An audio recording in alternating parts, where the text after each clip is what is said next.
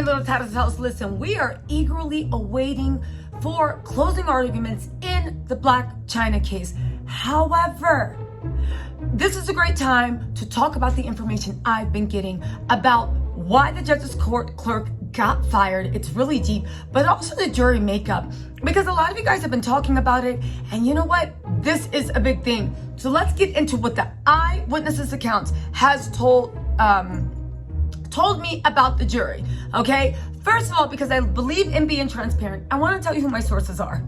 And none of your damn business. But I want to tell you a little bit about my sources, their mind, how they think, so you can kind of gauge and put this all in perspective, all right? Let's call my source Not Gout, right?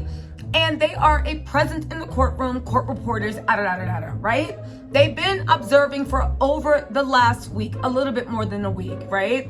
Now, again, they could be both on both sides. They could be male or female. Don't want to get, they are, observing, doing their thing. However, I know this personally. They are a defender of the American dream. They're a defender of democracy. They really are. They have a belief in spiritual renewal of the middle class, along with the abolition of inequality in America and raising the American living standard in a yet to be developed sustainable role. So basically, I say all this to say they walk it like they talk it. And to them, this transcends race, religion, color, creed. This is all about the uplifting of all of us as one. And they've been pretty shocked, at times dismayed, and very disgusted by what they've observed. And when you see these type of things that are only supposed to happen in history books, the tyranny of the little person, the tyranny of the rich, it was really disturbing to them. But that said, now that you know, because I know you guys are like, bias, I think it's important that you know this is the mind frame that my sources come from, and they 100% walk it like they talk it. I look at them as a champion of truth and justice, rather than, being in someone's camp, not liking the Kardashians, liking Blac Chyna, all that stuff. It's literally about what's right and wrong to them, and they've been seeing a lot wrong. Now let's get to the jury. Don't forget, we are going to be doing live tonight with our resident legal eagle, Esquire Robinson, to go over, if there's a verdict, definitely a verdict, but also to recap what happened in the closing statements, where the sides were good, bad, basically like a review right before we wait to see what the final playoff game is. As you guys can tell, I literally don't watch sports. I know I mixed up 18 analogies, but I tried to make a sport analogy. Make sure you do likes.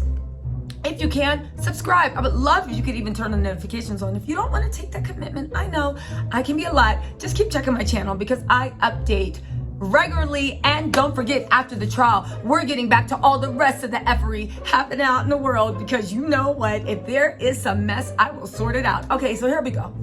All right, really quick, guys. We're going to get into the mood of the courtroom, but I just have to let you guys know that the judge has given jury instructions to the jury. So we need to fast forward this, and first I'm going to tell you about the juror, what concerns they have, and then we're going to get into the mood of the courtroom and all the other observations. But you guys, this is pivotal, because who the alternates are literally could mean the chance between victory and defeat. Let's get into this, right? So when it first started, I asked them this 4 days ago, just to let you guys know all my sources. They did give me the permission to talk about this with you. That's why I've been holding off. For anybody that sends me tea or wants to send me sensitive tea, I do honor my sources and respect, and only release information when I get permission. Just saying. Okay, so anyway, I asked about the jury. They said, good question. Unfortunately, there are no not Galt said, unfortunately, there are no black women. They know there are 16 jurors, 4 of them which will become alternates and participate in deliberations. Chyna only needs 7 of the 12. There are a few whites, a few Latino, and a few of Asian descent. They've had to stand every time, right? Because the courtroom's packed. I'll tell you packed with who. Just watch to the end of the video. But they're going to play it back in their head tomorrow to get even more detail if a verdict doesn't come out, and maybe I can even get them on to come and talk about this. But moving on. They do know that there is one juror number 6, who is a woman, who is a big Kardashian fan. They observed her smile glowingly at Khloe. They noticed she barely listened to Blac Chyna's lawyer, Blac Chyna, and has a disinterested body language. They also noticed her flirting with a male Caucasian in his mid-30s. They believe it's juror number 14 or 15. He'll vote. It seems like he might vote with her because he also seems to be feeling her. It seems that obvious. But she is also troubled because they've seen her in the hallway talking to other jurors and leading conversations, right? They're going to send more reflective thought, but they do want to say, hold on. Also, they both my observers believe in juror number 1. It's a retired college teacher, maybe a researcher, and they're hoping she becomes the jury leader because she's been taking conspicuous notes. Now, if you guys don't remember, my legal eagle, our regular resident legal eagle, Esquire Robinson, said that usually the quietest person that takes the most notes is who becomes a jury foreman. Let's hope that. Now, get this. There's more. There is more. Also, they said they just talked to, I'm receiving this real time, they just talked to my other court observer. And again, the judge gave out jury instructions. Lynn's motion was denied in full. Everyone is at lunch now. So the judge is going to inform everyone who the 4 alternative jurors are going to be at their closing arguments. Now, my 2 sources disagree on the jurors' numbers about who will be helpful, but this will go down that they both can agree on. If the judge selects his juror 1, 7, or 8 as alternates, then the judge is favoring the Kardashians going into deliberations. Now, my 2 sources do disagree on the Kardashian lover, allegedly juror number 6, but they're also saying juror number 9 might be. So not Gout says it's juror number 6. My other source is saying, nah, juror number 9 seems to be like really like wanting to please the Kardashians.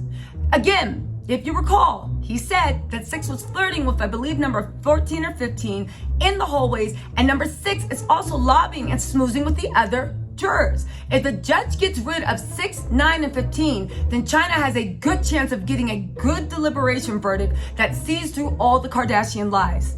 If the judge allows number 6 or 9 to stay, it is obvious to them that the judge is favoring the Kardashians. However, the good news is, as they told us before, that at the lunch break, jury member number 9, the one heavily favoring the Kardashians, was standing alone at the end of the corridor while the rest of the juries were sitting there laughing and yucking it up.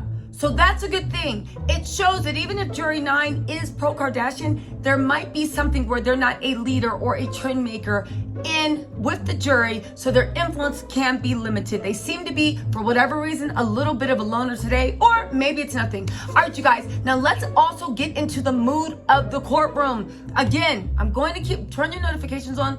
I'm going to keep following this play-by-play, but you guys, let's get into the courtroom. All right, as a person in the court, right, over the last week, in the case of Angela White versus Kris Jenner, Kim Kardashian, Khloe and Kylie, aka the Kardashians collectively, right? They've had a few observations. And listen, I got their permission to actually share it with you guys, all right? So just to let you know, any potential sources, I only share information that has been okayed by my sources to shade. So anybody else have any tips? Reach out to me. You can trust me. Seriously, you can. Ignore that winky, right? Anyway, right? Now, they have read the other day that news outlets referred to attorney Blac Chyna as Chyna's defense team. To be clear, she appears to be a sole practitioner that has assembled an amazing case for Blac Chyna through her varied business connections and what appears to be a sharp legal mind. Apparently, she is well known in the Southern California, Calabasas area for her business, the way she conducts herself, and also being on top of her stuff. They've actually seen Lynn in action prior to this, and they were super impressed, and they said this time she does not disappoint either. Now, I'm getting to the jury, but let me just get you through their observations, right? They said that it appeared that Lynn saw through misrepresentation after misrepresentation, right? She discovered it appeared a cover-up through depositions, and she believes, right, and she believes in Angela.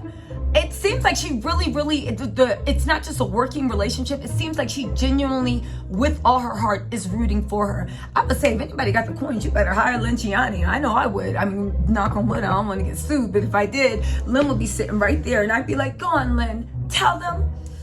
I'm going to read that. I'm going to let Lynn handle this. Anyway, let's get into it, right?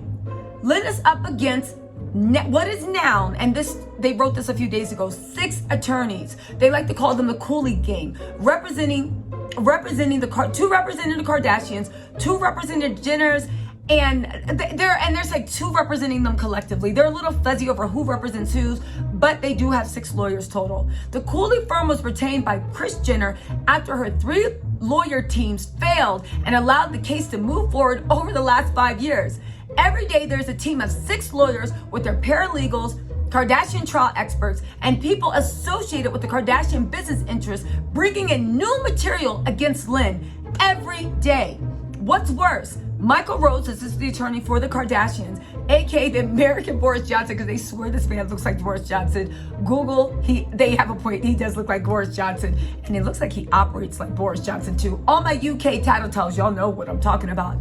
Anyway, and he also had the sidekick they're talking about. She's an anti-Lynn Chyna. Her name is Michelle Doolin. Now, if you look up Michelle Doolin, there's a lot going on, but it looks like they might have used her to do mock trials with. If you guys don't know, sometimes they get people that kind of look like you to do practice trials, so when the actual person's in your face, everything seems natural and you seem more natural. This is alleged, right? They look for every opportunity to cause Lynn to stumble or to upset her flow, which would be okay, except they decidedly do it in a nefarious fashion. From me, they're talking to themselves, as the outside looking in, it's certainly discomforting to know that the Kardashians brand, that is actively marketing their new show on Hulu has hired a very low ethical and bottom gutter firm who is looking for an easy kill and easy money by simply burning the competition and playing nasty while claiming they want a fair child and to uphold justice. What a laugh. Okay, so this was their thoughts about 4 or 5 days ago. It gets deep because they asked them what's going on in the court. Like, what's the move? Give me more. Because, you know, I'm like, give me juice. They said, when you walk into court, the vast majority of people sitting in the courtroom are the Kardashians, or they are there as Kardashian private security. There are additional sheriff personnel there, all armed. Now, they assume because that the Kardashians are there, that's why they're armed, right? And they assume that the Kardashians' security is armed as well. But the Kardashians hired their 4th litigation team through Cooley LLP in San Francisco, and there are 6 attorneys, give or take 1, representing the Kardashians. So the makeup of the courtroom is mostly Kardashian representation that makes over half the people in the room, excluding the jury. The rest are lawyers from the E! Network and TMZ, people associated, or they're guessing paid by the Kardashians, news reporters, and other minor court regulars like sketch artists and other unidentified working people of the court. Almost nobody is there from the public, even though the court is open. Yesterday, there were only 4 people on Chyna's side. 2 of her assistants and the brother of attorney Lynn Chyna, or at least they were told it was his brother. I don't think it was boyfriend is Lynn. I don't even know Lynn's business. Is she married? But there was a male there that was assumed to be Lynn Chyna's brother, or maybe it was someone else, another close family member. They look like they could be brother or sister because they said there was some type of parallel. Anyway, it does feel as though the Kardashians' case info is it does seem as if the Kardashian case info is being suppressed, and they certainly scheduled the time on the low, so it did not attract too much attention, which brings me to something a prospective juror observed. Are you ready for this? Why are the Kardashians receiving special treatment? Is it because they paid everyone off and the press off? This is allegedly what they heard as juror observed. Now, Michael Rhodes spoke to the jury candidates and said that the Kardashians receiving no such special treatment, which is an absolute lie. They were treated with extra sheriffs, giving special access surrounded by their own security detail, which numbers around 5 or 6 people. They even have a special room across the court where they can come and go from the outside, the regular corridor that Angela is taken to by 2 or 3 sheriff personnel. Not to mention an army of legal representatives that surround them and other legal interests of their businesses like TMZ and allegedly E. It seems that you cannot trust a word coming out of the Kardashian attorney's mouth. He is there to represent the Kardashian side on everything and therefore, in their opinion, has made a bargain with the devil. But it's not over, guys.